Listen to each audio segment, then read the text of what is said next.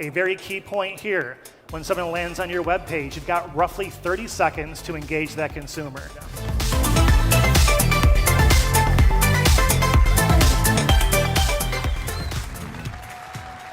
How's it going, everybody? Ready to talk about something besides Facebook? First and foremost, I want to thank the Affiliate World team, Chad and Nicole, for really having me out here, the opportunity.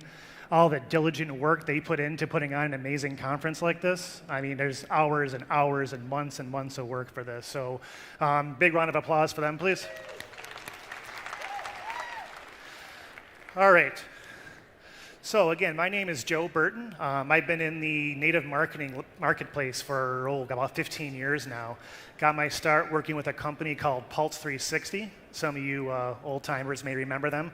Back in the early 2000s. We'll kind of cover the history behind that in a second. But first and foremost, I absolutely love native marketing. It's such a different animal than Facebook or Google or display, and it's something that more and more brands, I feel, need to be engaging with.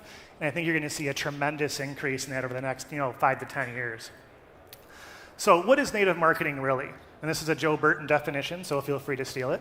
So native marketing is really a direct connection between a company and their consumer where they can tell their story.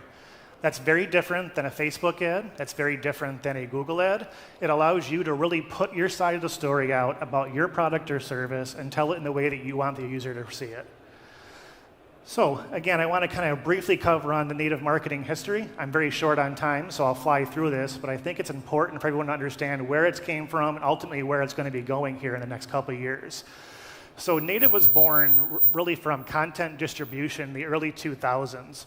What companies like Pulse 360 realized was we could put a simple text-based ad box on publisher sites like MSNBC or MarketWatch or The Street, and it would allow users to engage with that content. So prior to that, if you wanted to run a display at an MSNBC, you had to call them up, you had to negotiate a CPM rate. They were usually pretty insane. You had to find a sales rep, there was a high minimum commitments, and that's pretty much how it would happen. We allowed advertisers to start bidding on this platform in an auction-based model, being on major publisher sites, and we saw tremendous performance. Now, the reason it survived was it made new and incremental money back for the publishers they simply weren't seeing in the past. And what I mean by that was MSNBC had their display revenue, and all of a sudden there was brand new revenue that they hadn't seen in the past. This is what's created native marketing to be so successful, because publishers obviously need that for their long-term viability. So the next step in native advertising evolution was we added simple images to our text-based ads. We found this created about a 25 to 30% lift in the CTRs while not decreasing the conversion rates whatsoever. This obviously made the publishers more money, drove more clicks back to the end result, and helped everybody to see a more profitable campaign. And native marketing today has greatly evolved. Now obviously we see standard inboxes in the bottom of web pages. We see in-feed articles on Yahoo's Gemini newsfeed. We see video ads growing into content marketing and multiple other facets as well. Every single web page on the web, for the most part, has got some form of native marketing on it. That creates unlimited and potential scale for advertisers across the board. Facebook and Google are fine. They should continue to be a part of every marketing budget. But as native continues to evolve, more and more people need to understand why they need to be looking at this on a daily basis. So again, simple reasons behind why native should be part of your budget. There's unmatched reach and scale with it. There's billions and billions and billions of impressions available every single day. And in most cases, you can get the traffic at a much lower CPC than you're able to get with simple Facebook campaigns. Native also is going to push up everything else that you do. You'll see incremental increases in your Facebook performance. You're going to see your Google campaigns get better. And you're going to see ultimately better performance in every facet of your website by doing that. And as the technology continues to evolve with it, layering in things like lookalike audiences and demographic targeting and site targeting, it's only going to get better from an ROI standpoint. Native ads are highly engaging, extremely high CTRs, and they offer amazing lift compared to simple branded display ads. And again, as this does evolve over time, you're going to see more and more people start to realize this. So, the meat and potatoes. We're going to go over my 5 key step approach to why and how to build a successful lead gen campaign on native marketing. Now, while we're talking about lead gen today, a lot of this will pertain to e-com products or list management products and other things. But we're going to focus obviously on, on lead generation for today. Key number 1, things that I think a lot of people don't realize. A good native campaign has got to have a good story behind it. Most important thing about any product is getting your story out there. On Facebook, I've always kind of felt that you're advertising your product and your website, and that's how you get your conversions. With the native campaign, you're actually advertising the story behind your product. This was very evident for me when the mortgage and refinance space from about 2016 to 2018. If anybody here ran US traffic during that time in the native landscape, there was really millions and millions of impressions and bidding for mortgage campaigns. Reason being, there was a government-funded program called the HEART program that basically offered incentives and kickbacks for homeowners to refinance their home loan. Most people didn't know about this program, so native marketers were able to leverage this program through creative content that drove awareness behind the program and ultimately drove people into the lead forms. This also resulted in very high conversion rates for those leads, so the banks and whatnot loved the actual traffic. Now, interesting point, 2019, that program ended. Since then, the leads and remortgage and refinance have gone down pretty dramatically. The story is no longer as good as it used to be. Now, there's no less homeowners in the US, there's no less demand for refinance leads, but as the story's quality has gone down, so have the conversion rates. We see a lot of great stories built around really selling to the needs of the consumers. Government programs are always great. One of the key points I always use when talking to new clients is, if I'm a window replacement company, I could put a simple ad on a web page that says, sign up here for a quote for free window replacements, right? I may get some leads from that. I may get some people that engage with that content. If I'm looking for replacement windows, I may sign up for that. Or I could write 3 different content pieces about, one might be how window replacements can reduce your heating costs by 15%. One might be about how it can increase the home value on your home by 5%. And one might be a general article about something else. That's going to create a much more engaging content piece that's going to drive homeowners into my funnel and convert at a much higher rate and open the door for new potential leads that maybe I didn't even know I needed. Key number 2, and this is the one I quite honestly struggle the most with, writing a compelling ad that will draw in but not mislead your consumer. And not misleading is a very, very key point here. With any good native ad, in my opinion, your text is what gets your conversion and your image is what gets your CTR. So you need to find a good balancing act between CTR and performance that engages the consumer but does not mislead them. What I mean by that is, very simply, if they go to your webpage, they don't like the content behind your ad, they're not going to sign up for your product, they're going to be a very poor lead, it's not going to result in anything on your back end. So we tend to structure our campaigns where we test headlines in one separate environment with various different images. We find our controls, then we make adjustments from there.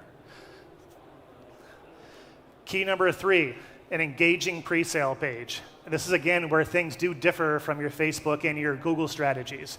Your pre-sale page is literally your opportunity to sell your consumer about why they should do business with your client. A very key point here, when someone lands on your web page, you've got roughly 30 seconds to engage that consumer. After about 30 seconds, they're not engaged with your web page, they're going to click out of your box, and you've now lost the opportunity to do business with them. A very key point here is to have a headline that coincides with the actual image headline you're running on your ad. If you're running an ad talking about a government program for solar panels and why they're a great fit, you should mention that same government program within the first paragraph or so of your editorial. The next third or so of your editorial can be more general content, your fluff, and you have to close the very strong, engaging part of your content as well. The end part should have very clear call to actions, and you're going to engage the user into the next step in your sales funnel from there. All right, this is key number 4. You have to have a strong native funnel. And again, your native funnel will be very different than what you're probably doing elsewhere. I don't consider somebody in my funnel until they've actually clicked off my pre-sale page and are now inside my offer page. So the easiest way we found to get more people converting on my page is to get more people to click off my pre-sale page and to my offer page. A lead form is kind of a lead form, right? If your lead form converts at, let's say, 2.5%, you're asking for a name, phone number, email address, or whatever, you can make slight changes to that to get that better, but you're not ultimately going to make a huge dramatic increase on that. So that means out of every 100 people that come to that lead form, let's say 2.5 people fill that out. Now the interesting thing is, if you can get double the people to click through from your pre-sale page to your offer page, all of a sudden now you've theoretically cut your conversion or your CPA in half by simply having more engaging content. I know it's kind of confusing, but we can cover it again if you guys have any questions on that. So how we do this is, again, write creative and refreshing content and are constantly testing and pre-testing different advertorials and different flows until we kind of find that winning secret sauce. One thing I hear, I talk to a lot of people about this, but we always optimize for engagement first and then conversion second. And what that basically means is who is actively engaging with the content behind my web page. You can do this through Google Analytics, you can do this through some basic click tracking softwares, but who is reading your content and then of course going on to the next part in your sales page. And key number 5, and I think this is strongly undervalued in our community, is diversifying your portfolio. Another question I ask all new clients is, if your top traffic source were to go down today, how long would you stay in business? That's kind of scary for some people. I know guys that have built multi-million-dollar businesses off of just Facebook or just Google or just other traffic sources. If that turns your traffic campaign off tomorrow and you go from 100 to 0, how long will you survive? We do this even further. Inside our actual native strategy, we don't even give all of our budget to one ad network. We may break out a $20,000 monthly budget to 25 different ad networks. This creates a very stable environment where if one network's having a bad day or a bad week or even a bad month, our whole campaign's not going to go downhill because of it. This sees much more consistent results across much more traffic platforms. So inside of native, there's definitely different tiers of traffic quality. I consider our top tier ad networks companies like Taboola and Outbrain, which are of course now one.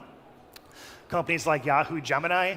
I consider Dianomi and TripleLift to be in this tier 1. These are tier 1 distribution sites that have partners like, MSN or CNN or Fox News and the likes. And then I go into my tier 2 distribution. I consider this to be companies like Rev Content, Content Ad, and so on. There's great value by having these clients or these networks inside your budget, but they are a little bit harder to optimize in a simple Taboola campaign. Let me layer in what you consider to be our tier 3 traffic, and this is companies like AdsKeeper and different push networks and so on. Again, amazing scale, tons of traffic, lots of distribution. It's a matter of properly structuring your campaigns so you take advantage of their best sources. And understanding, of course, that the best source for one campaign may not be the best source for a different campaign and so on. So we'll take our budget and we'll break it equally amongst all these different sources, and it helps us to see very, very stable results.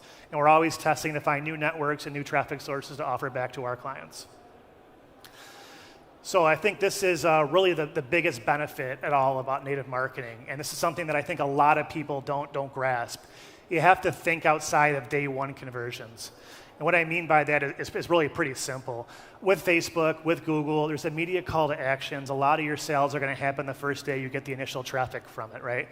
With native, it's a very different type of environment. You're actually stopping a user while they're on a web page, engaging with maybe a sports score or something on the news sections, and you're popping up your article in front of them. They may not be ready to buy from you that day or give your information for a lead form, but you've at least planned that initial seed. And if you structure your campaigns properly, you're going to see, obviously, that user convert at some point in time. We see about 20% of our conversions come in post day 1 click. That's a pretty staggering statistic if you really think about that. And that's usually within the first 30 days, but we see things as high as 60, 90, and so on days down the road. And it's really going to help push up everything else that you're doing. So let's say you're selling a product and you have a content piece written about that product and someone reads that. What's the first thing they're probably going to do after they read your content piece? They're going to go to Amazon, they're going to go to Google, and they're going to type it in and look for a better deal. So you planted that seed, and while you may not get that conversion from the native click, it may pop up somewhere else down your funnel. I had a client who we launched about 2 years ago. We were running a little bit hot on their CPA. They told me to keep things around X, and we were coming in, about 50% high. And I had my first status call with them, and I was, honestly pretty nervous about the call because I thought it was going to, get reamed out a little bit. He called me up, and he was ecstatic. He told me since we've turned on our content marketing campaign, everything else that he's done has gotten so much better. He could even tell me the hour and the time of day that we would turn on the campaigns based on the initial sales that he would see. His phones would start lighting up, and he would see his Google campaigns get better immediately. And I thought that was a pretty amazing statistic.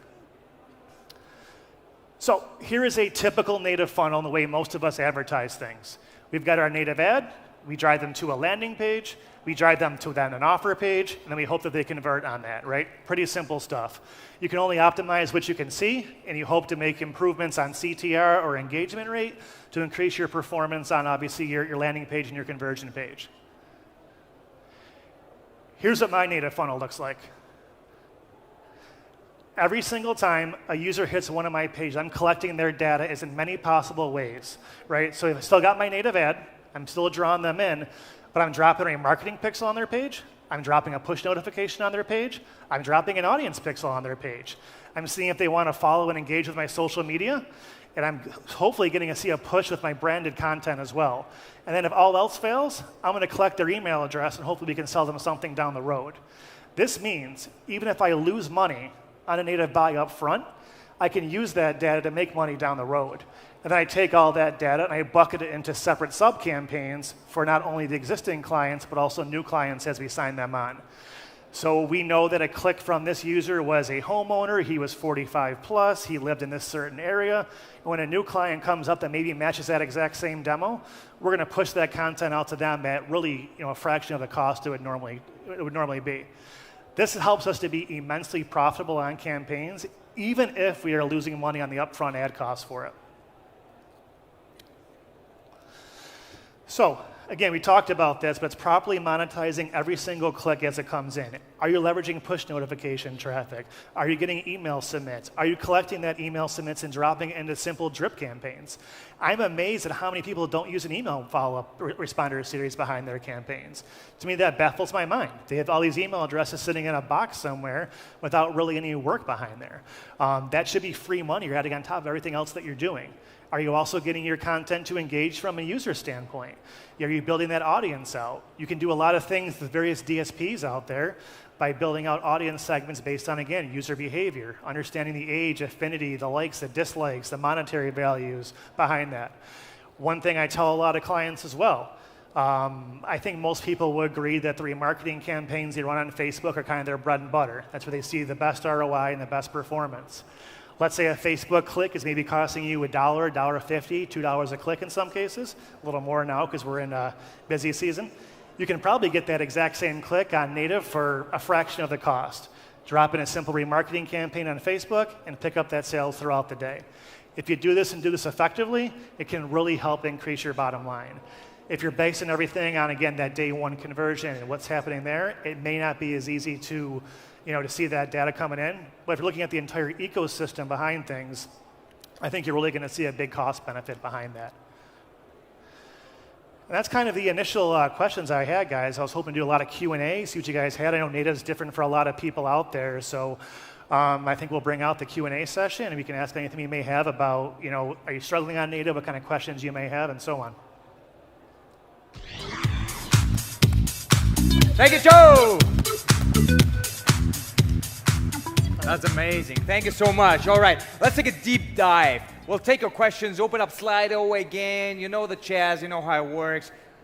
Let's get to it, right? Absolutely. Okay, so what is an average good CTR for pre-sale page? And do you measure, optimize on time on pre-sale page? Is that English? Yeah. Yes, absolutely. Okay. And that's a great question. Great question. So CTR is going to vary a lot by vertical. Our minimum threshold we shoot for is around 15 to 20%. Depending on the vertical, that can go up or down pretty substantially. But we're going to optimize for a minimum of 20% for most verticals. Now, we've got some pre-sale pages as high as 85% or plus. In that case, we do a simple short form. Usually it's about a paragraph or less, almost like a Facebook ad, to be very honest with you, how it's built out, where it's meant to gauge that user's interest and drop them off to that next page in the funnel. And the second part of that is 100% absolutely. We use an API to manage all of our native ad buys, or vast majority of them. We directly connect that API to our Google Analytics, and we're able to measure time on user page experience and actually make adjustments based on site behavior for that. So if we know that an average user from Fox News stays on our page for 13 seconds, but an average user from CNN stays on it for 28 seconds, we can automatically increase our bid towards a higher user intent. Cool. All right, that makes a lot of sense. Thank you for that. I'm super interested in the next one. So how do you actually approach creatives, right? So how do you find yourself always snapping pictures of your daily life, or how do you do that? I'm stealing pictures every day, all day, from everything I can possibly do, right? So Creatives is, in my opinion, the hardest part of the business. I'm not a good copywriter. I will fully admit that. And I think, honestly, one of the lamest things that we can all do is steal somebody else's stuff, right? I go into a different, one of the ad stiffing tools out there, ripping someone's content and saying, it's mine and pushing it out there. It's also, quite honestly, why a lot of clients fail. They try to rip the exact same headline and image as a competitor. They try to outbid them for that same placement and then lose money and wonder why. You're paying 30% more and you're not as good as that person is at their job, right?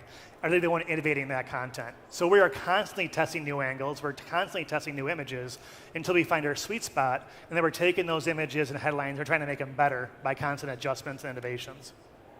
All right, that's cool. The next question actually fits perfectly to that. So the question is, how do you actually continuously source a good story, right? It's all about the story. It's all about storytelling, specifically on native. So on a popular topic that might seem hard, how do you do it?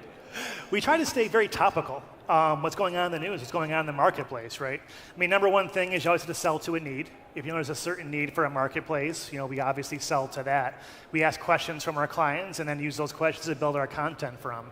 And we try to be very topical for what's actually happening in the current marketplace. If there's an article written currently about something that's very interesting to one of our clients, we may flip that article into some kind of source data and then use that for a content piece as well. Cool. All right. So next question is, do you actually have an example funnel that you could show? I mean, showing is kind of hard, but maybe you can lead us through it? Yeah, not in my back pocket, but we can kind of quickly talk through it. So a sample funnel, we will do this for home solar, because that was on the slideshow. So home solar was a very big product, or still is a very big lead generation product in the US currently. And there's basically a government program that offers some incentives if you put solar panels on your home, right? So how we may source things is have a simple ad on MSN that may say something along the lines of, government program helps users save money on solar energy. Kind of cool, right? I mean, click on that. I have a house. I want to save money on my house. I'll see what they do. We take them to our content piece. Our content piece is going to be a very simple article written about that government program, how it's going to reduce your heating costs or how it's going to save you money, what that program looks like. And then from there, we're going to take them to the offer page where they submit their information. Now, here's where we start optimizing. So if we put out one content piece and we see that 15% of people are making it from the pre-sale page to the lead funnel, we want to get that better. So we're going to try different headlines and different images inside that content piece, different, maybe ad layouts, until we get that 15% to 20% to 30% and so on.